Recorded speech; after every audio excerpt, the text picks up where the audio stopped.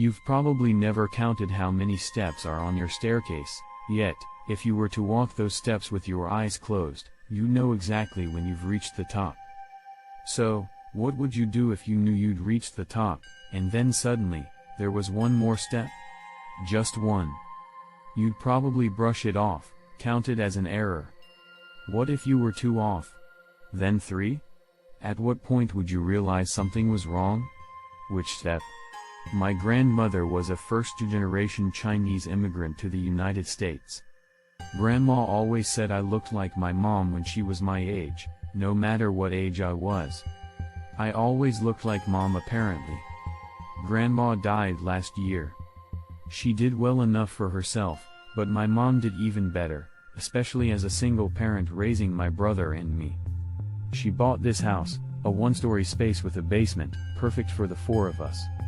Grandma always watched us while my mom was at work. Grandma almost exclusively spoke Chinese. I was a bit of a brat. Once I realized that everyone at school only spoke English, I had little interest in keeping up my Mandarin. As a result, Grandma and I didn't always talk much. But I still remember her stories. Yi Shen, the magic lotus lantern, Sun Wukong and the journey to the west, that one was particularly close to Grandma. I wondered if she ever wanted to return to China like the Monkey King. It was nice to be able to put Mandarin on a resume. Although, it may seem antithetical considering my degree is in English literature. I was the first in my family to graduate college at the ripe old age of 22. Upon graduating, I wanted nothing more than a break, so I moved back in with my mom and my brother. But now it seemed my break was going to be longer than I intended. There was less to do with an English degree than I anticipated. I was sending my resume and credentials left and right. I guess nobody wanted a little Asian Shakespearean even frying their chicken. One night, I considered putting Smith as my last name on my resume, just as a little experiment. I was in the basement, watching a movie while emailing job applications on my laptop. I sent in my last round of credentials and checked the time, 1:02 a.m. I closed my laptop, tossing it gently on the couch cushion next to me. I reached to grab my phone off the charger. Turning its face to me, I found it was dead. I had forgotten the charger downstairs was broken. No sweat, I thought, I'll just sleep in my room tonight and charge it there. I turned off the TV. It was pitch black. Of course, I had navigated this basement thousands of times. Like clockwork, I made my way around the couch, down the short hall, up the 4 stairs to the landing, then turned left to go up the stairs past the landing. It was claustrophobic on the stairs.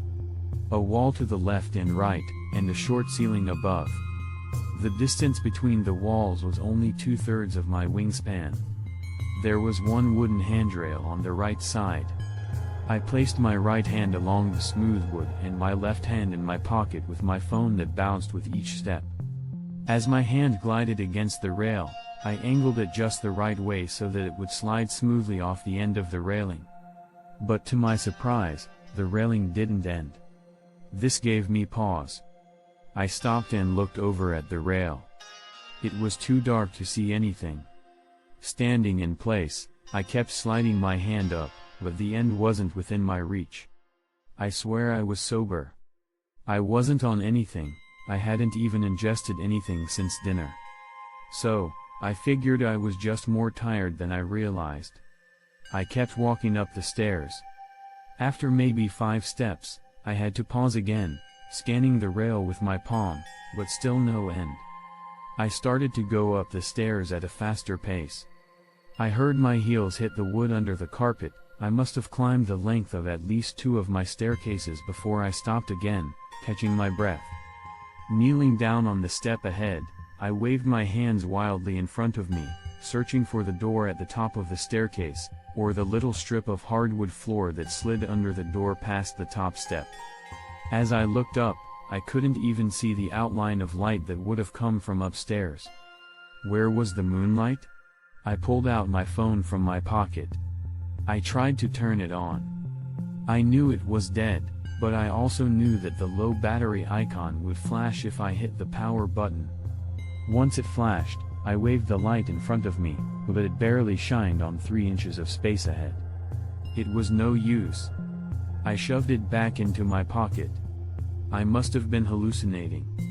Turning around, I started heading back downstairs, my left hand on the rail. One foot after the other, calmly bouncing downstairs. I knew I'd arrive at the landing eventually. At some point, I realized I must have descended more stairs than I had escalated. I paused and my breathing started to slowly spiral. I tried to get a grip on myself. But it was at this point I moved beyond rational thought. I clutched the handrail, worried it would disappear if I let go. At the same time, I wondered. Maybe if I let go of the handrail, then I'd find the end of the stairs. I had to force myself to unhand it, but I did, and I went back up the stairs, my hands clenched into fists in my pockets. Walking and walking and walking, I was confident that each step would be the one to finally take me to the door out of there. I had to stop and take a deep breath. I turned and started jogging the other way. My calves were lightly burning. I figured if I was hallucinating this, I must have looked like a real idiot, running up and down the same 10 steps over and over. Eventually, I had to stop going down. It felt like I was hyperventilating. My knuckles must have been white in my pockets. A thought came to me. If I was close to the bottom of the stairs, then I could toss my phone in front of me. It would hit the wall at the landing. Surely the sound would wake me from this stupor. Taking my phone out of my pocket, my hand shook with nerves at my plan. I hit the power button so the low battery icon would flash again. Cocking my arm backward, I gave a swift toss. The screen was almost immediately enveloped in the darkness, and rather than hearing the phone bump into a wall, the sound rang rhythmically of the phone hitting step, then step, then step, then step until that sound too evaporated into the darkness. It sounded like it was still falling by the time I couldn't hear it anymore. My eyes were wide open, yet I still couldn't see a thing. After standing frozen for what must have been a full minute, I sat on the step behind me and brought my knees to my chest. My mind ran rampant with what to do next. Sleep? There was no way I could with my heart beating this fast. Try to make a hole in the wall? If this was just a hallucination, Mom certainly would not be happy about that in the morning. Try falling down the stairs? Possibly. Before I was able to even keep thinking, I began hearing what sounded like whispers. Most of it I couldn't quite make out. I wondered if it was another language. I thought I made out some words: trip, fall, weak, useless. Suddenly, among the voices, I heard my name, May. I thought it was impossible for my heart to beat any faster, but I was wrong. I felt like it was about to beat up and out of my mouth. Some of the whispers sounded like laughs. Among the whispers came another voice, a very clear sentence in a language I understood too well: "Why don't you try going up the stairs again?" I stood up with a start and thought I heard something behind me. I turned quickly. For a moment, I thought I could see the figure of a man on a step above me. I nearly fell backward. But the outline disappeared almost as soon as I saw it. My mind must have been playing tricks on me in the dark. Despite being in the dark for what felt like minutes, my eyes simply would not adjust. It was still pure blackness. I reached out and the railing was still there, but that provided minimal comfort. I used my other hand to swipe in front of me, just to be sure there truly wasn't anything there. The words of my grandmother came to my mind as I stood petrified. She told us the story of the Gui de Chang. The name roughly translated to ghosts building walls. It's a phenomenon where all seems normal to a wanderer, but slowly, the wanderer starts to circle back to where they started, and nothing can stop them from doing so repeatedly. It's as if a ghost is building walls to keep the wanderer in a single space. As a kid, I always wondered, why would the Gui de Chang do something like that to a poor wanderer? As I got older, the answer became clearer and clearer to me. When given the power, resources, and opportunity to torture someone, any creature will. I tried to remember everything Grandma had ever said about the Gui de Chang. Don't look over your shoulder. It was too late for that. I had turned around multiple times at this point. Look between your legs. The space is a window into the demon's world. I honestly considered this, but I was far too afraid of what I might see if I went through with it. What happened if I never got off these stairs? Would my mom and brother find my corpse here on these steps? Did I even still exist? Or had I vanished from my own dimension? Would I ever see my friends or family again? Hear them again? Touch them again? Ultimately, I decided I would slide down the stairs. I thought about falling down, but I figured I'd break a bone, if not die. I could get on my back and slide down as if it were a water slide. It would be uncomfortable, but eventually, I would hit the landing, right? I assumed the position, crossing my arms as I lay down on the steps.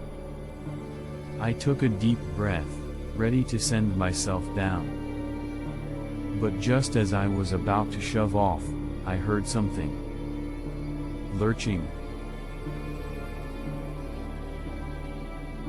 It hit the left wall, then the right. Soon, I could hear it breathing.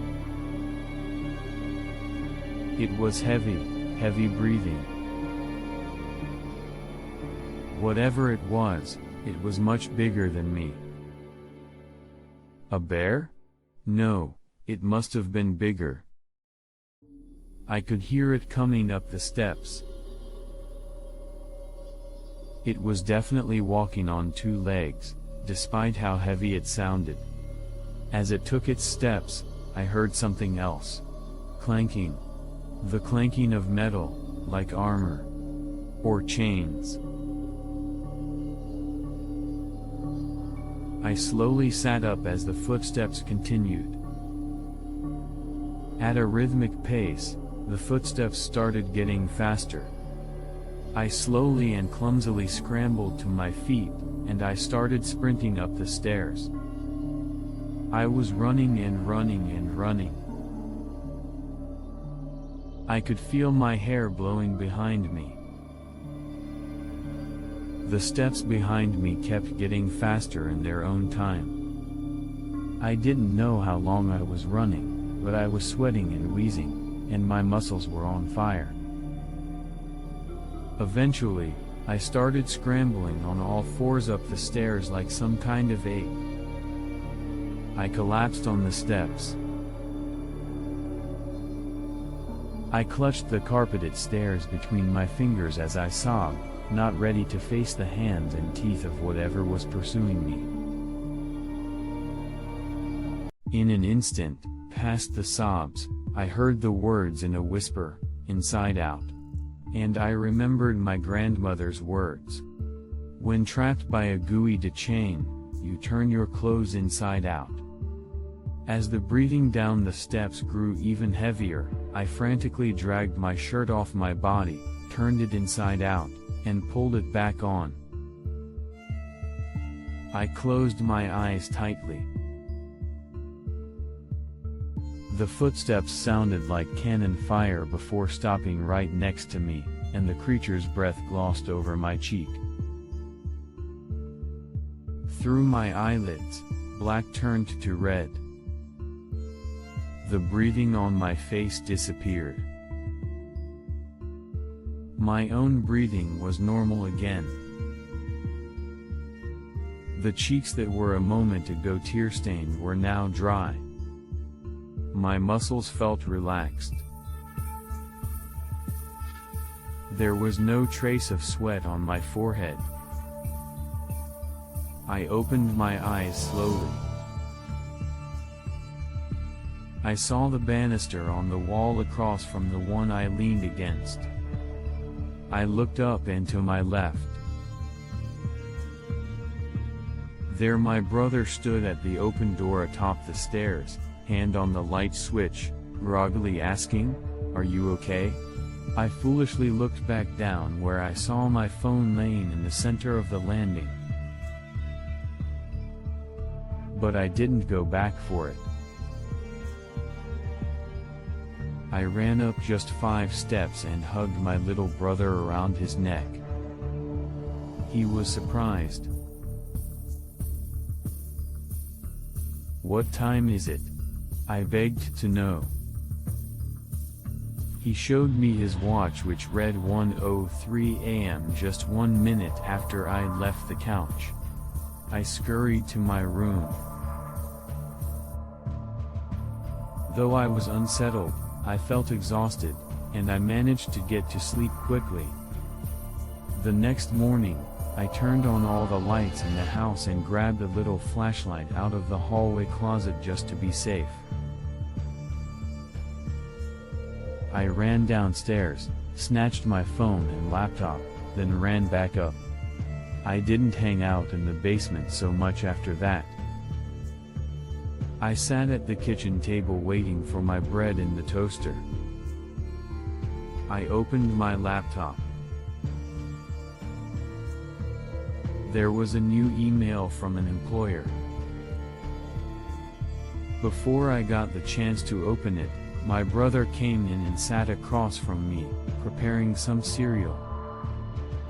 I suddenly became curious, and asked him, "Why did you come to the basement door last night anyway?" Something woke me up. For a few minutes, I heard really loud stomping coming from the stairs.